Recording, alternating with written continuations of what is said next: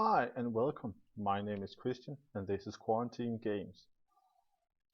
Instead of me doing a hero analysis in the beginning of each of my Marvel Champions videos, I thought we should do a hero review instead of each hero. Let's get to it. Let's look at Black Panther. When you're playing Black Panther, you have to get your suit up, because when you're playing your Wakanda Forever, you get to do every special on your suit parts.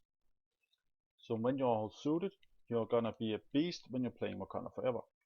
And everything about Black Panther is about playing the Wakanda Forever card.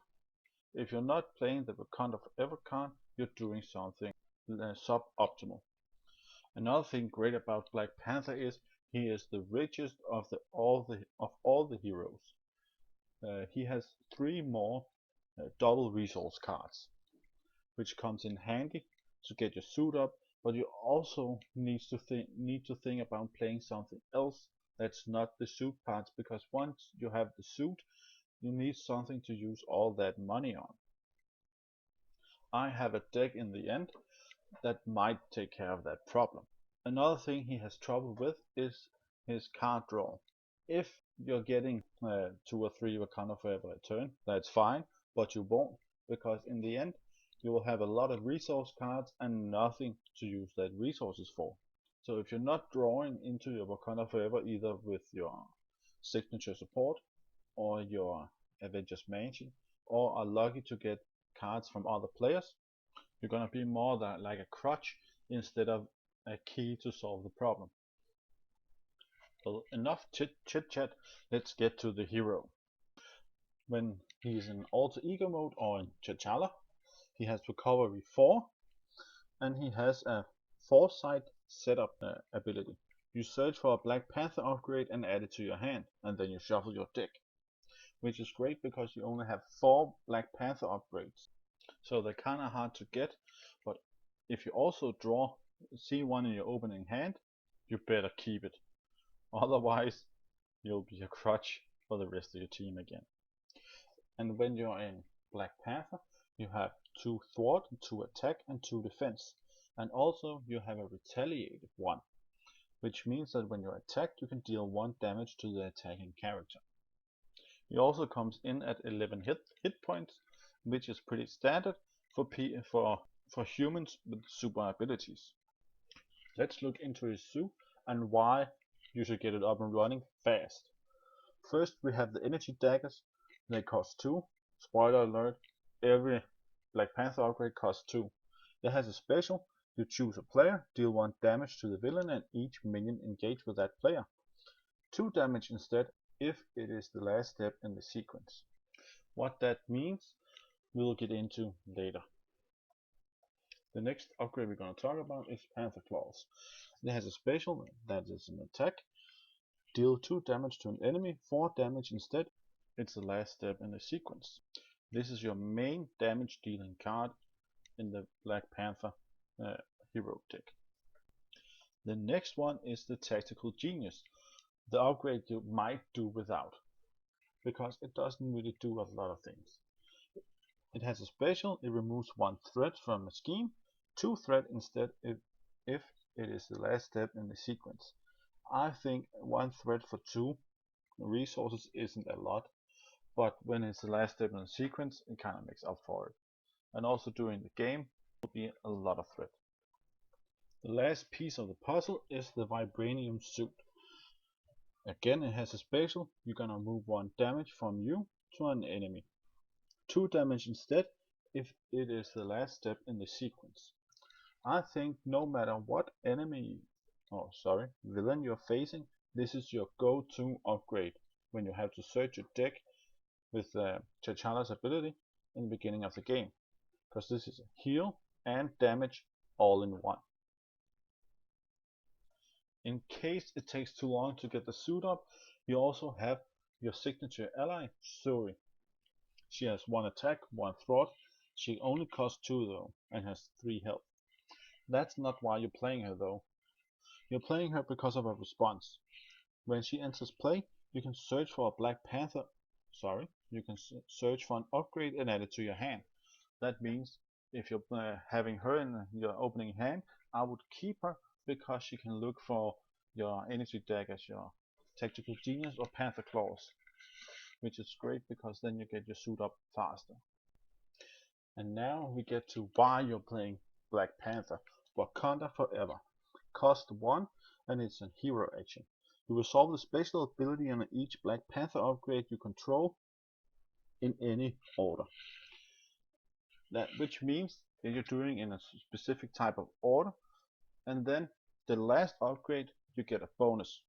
For example, if you're doing your tactical genius first, you're going to get to remove 1 threat.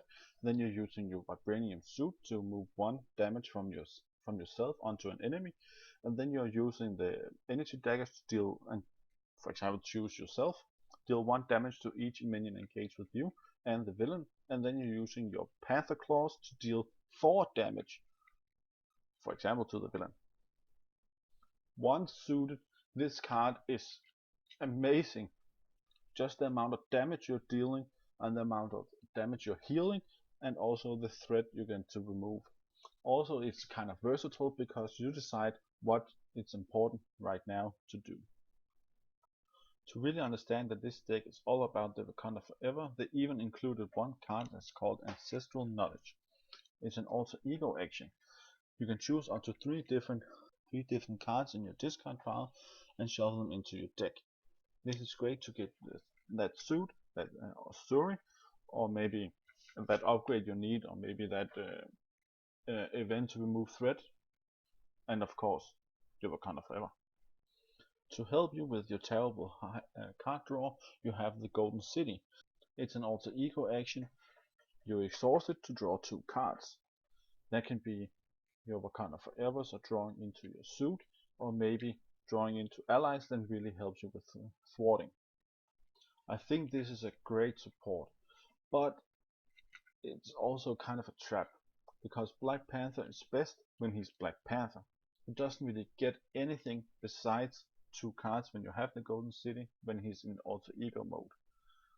And your teammates gonna think you are great if you're just staying in Black Panther mode for the rest of the game. And as I said, he has a double resource card, vibranium. It's better because it's 2 wild resources, which when you spend them, you can decide whether or not they are physical, energy, or science resources. And as you can see by the number of resources and also the cards, he doesn't really need a specific type of resource, which is great because I don't like to rely on any type of thing. Of course you can build around it, and you can also understand that everything about Black Panther's 15 hero cards is all about the Wakanda Forever and nothing else. And as I teased in the beginning, here is a deck list I made for Black Panther for justice for solo play. Because one of the things I think Black Panther is lacking is thwarting. Of course you have your technical genius and a thwart level of 2, but it doesn't really bring you that much when you are facing an enemy that schemes, because you're in alter ego mode, that schemes and then he draw an advance. Of course when you're playing against Rhino, that could be the game. But that's how it is. But you really need something to help with the threat. And I included a lot of allies, and I included almost no events except for greater responsibility, because again thwarting is a little bit of a problem for this character. Now, as I also said in the semi-beginning, he also has a problem with having too many resources. So by including a lot of allies, for example Daredevil, Jessica Jones and Heimdall, you have something to use those resources for. And also you have Nick Fury, but he's a stable in every deck, I think, because the way he can replenish your hand, and he's versatile in the end, he's just great. And also he removes an attack from you.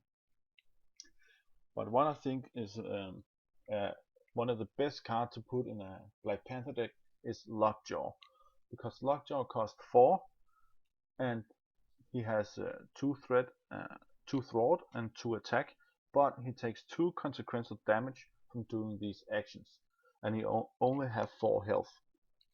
But his ability to play him from the discard pile with the Black Panther's wealth, it's really easy to find the resources to play him from your hand or your discard pile, which means you always have 2 thwart on hand, and then you can put him.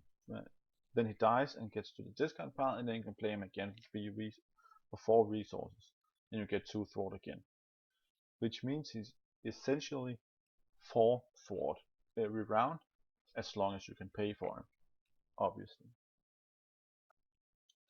Well, to grade this character, we need simply to look at the Wakanda Forever. As soon as you get that up, he's maybe an A, maybe even A+. But in the beginning, he doesn't really do a lot. And he has the problem with the card draw. The player that's playing Black Panther is always gonna sit there and ask, can I get a card? Can I get a card? It's really annoying because you know if you're drawing that card, you can deal like 6 damage and giving a stun, and maybe also give everyone else a card, or maybe getting that helicarry out so you can deal discounts for people. And that extra card they might draw can just be an extra double resource card. You're not certain they're gonna play Wakanda Forever, and they're not certain to drawing it at all. Because a lot of Black Panther players are only thinking about Wakanda Forever. Of course you need to think about the Wakanda Forever, but if that's everything you're gonna do, you're gonna have turns when you only have double resources and you're not doing anything really. Your teammates gonna hate you, and they're gonna think you're a selfish player. So try to put some cards in that's gonna help your game plan, but also help when you're not drawing Wakanda Forever. Overall, I think this character is annoying to play as and with, but that doesn't diminish his power level. I think he's a solid B at the end of the day when you're looking at the average play of the Black Panther. He might have a slow build, but once he gets suited up and he always drawing at least 1 Wakanda Forever, he's gonna do some damage. But with all that said, I think you should give this deck list and hero a spin. He can be fun, but it doesn't suit my playstyle. Maybe he suits yours.